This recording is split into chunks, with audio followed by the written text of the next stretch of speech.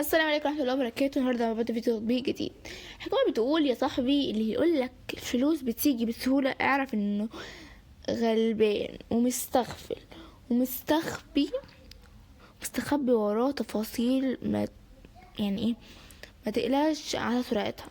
السؤال اللي لازم نسأله لنفسنا بقى، هل التطبيقات دي التمويلية السريعة زي تطبيق تسهيل التمويل فعلا بتسهل حياتنا، ولا بتفتح باب التزميدات المالية أكبر من اللي احنا فاهمينها؟ وخليني أقولك الإجابة في آخر الفيديو، بس ركز معايا كده النهاية لأن الصورة مش دايما زي ما بنشوفها أول مرة.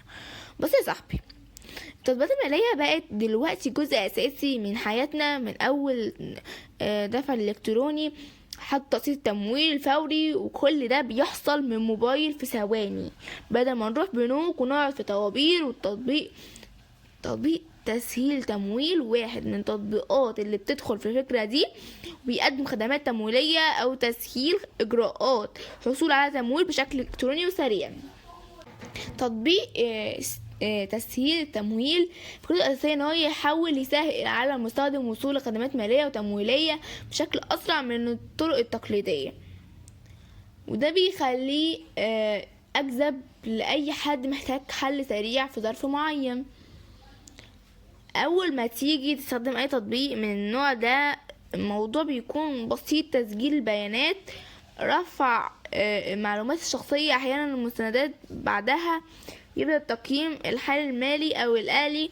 دي نقطة مهمة جدا لأن القرارات هنا مش عشوائية، دي بتعتمد على بياناتك وسلوك المالية. نيجي بقى للجزء اللي لازم نبقى صريحين فيه: مفيش تطبيق تمويل بيشتغل ببلاش. والله حتى لو التطبيق نفسه مجاني فالتحميل والربح بيجي من اكتر من مصدر، زي رسوم الخدمة، فوائد على التمويل، واحيانا الرسوم الاضافية مربوطة بتأخير او الادارة او اعادة الجدولة، وده طبيعي في اي سوق مالي رقمي. بس انا على المستخدمين على بلاي ستور بشكل عام هنلاقي اي تطبيق من النوع ده دايما عليه اراء مختلفة فيه، تشكر في سرعته وسهولته واستخدامه تحفة جدا مفيش منه اتنين، وفي ناس تانية بتشتكي في التفاصيل اللي زي الرسوم او الشروط مش دايما واضحة من البداية، او ان التجربة مش ثابتة لكل المستخدمين، وده شيء شائع جدا في تطبيقات التمويل مش في تطبيق واحد بس. ومن الاستخدام الصح اهم نصيحة هنا انك ما تستخدموش تطبيق كحل دائم للفلوس، لكن الحل طارئ فقط. لازم قبل ما توافق على اي تمويل تكون فاهم اجمالي المبلغ اللي هترجعه، مش بس اللي هتاخده، وتحسبه كويس جدا وما تاخدش في التلازم لو انت مثلا متأكد انك هتدخلك تغطية بدون ضغط، تمام، يعني تبقى عارف ان انت هتعرف ترد. في نقطة خطيرة ناس كتير بتغفل عنها، ان بعض التطبيقات دي بتجمع بيانات استخدام عشان تحسن خدماتها او تعرض عليك عروض تمويل مختلفة. ده بيخلي الموضوع مش مجرد استلاف وخلاص، لكن نظام مالي كامل بيبين صورة عنك كمستخدم. ولو هنتكلم عن بدائل فممكن تلاقي تطبيقات تانية في نفس المجال او اقرب منه.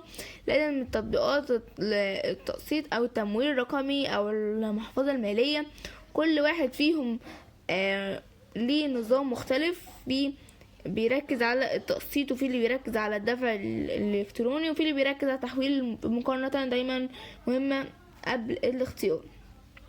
دلوقتي نرجع نبدأ بالفيديو. هل التطبيقات زي تسهيل التمويل بتسهل حياتنا فعلا ولا بتزود الالتزامات علينا؟ الإجابة ببساطة هي سلاح مزدوج، ممكن يساعدك في وقت ضيق جدا، ولو استخدمته بعقل ممكن يتحول للعبة، ولو دخلتها من غير حساب. التكنولوجيا هنا مش مشكلة في طريقة استخدامنا ليها. ولو الفيديو ده عجبك حاسس ان فتح زوايا تفكير مختلفة في عقلك، اعمل لايك واشترك في القناة وقولي في التعليقات هل انت شايف تطبيقات التمويل هي حل ذكي للأزمات ولا بداية لمشاكل مالية أكبر. سلام.